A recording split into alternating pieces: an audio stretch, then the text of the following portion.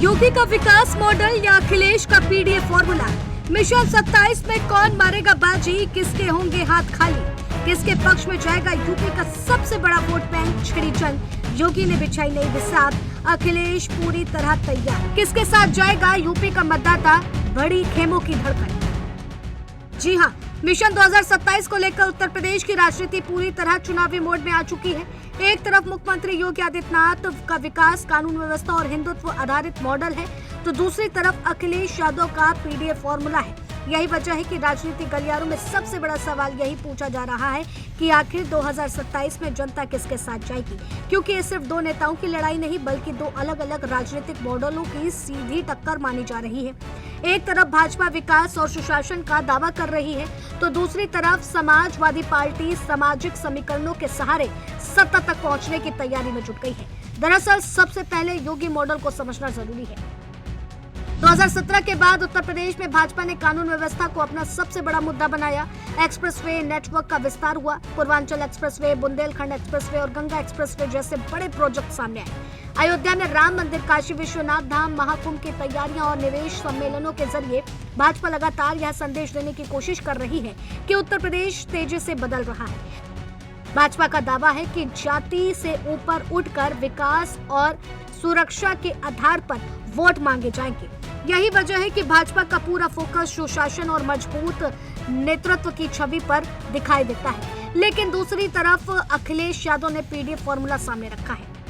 PDA यानी कि पिछड़ा, दलित और अल्पसंख्यक। सपा का मानना है कि उत्तर प्रदेश की सबसे बड़ी आबादी इन्हीं वर्गों से आती है और अगर इनका व्यापक सामाजिक गठबंधन बन गया तो चुनावी तस्वीर बदल सकती है। सपा लगातार इसी संदेश को मजबूत करने में जुटी हुई है। पार्टी पिछड़े वर्गों के छोटे छोटे समुदाय, दलित वर्ग और मुस्लिम वोट बैंक को एक मंच पर लाने की कोशिश कर रही है।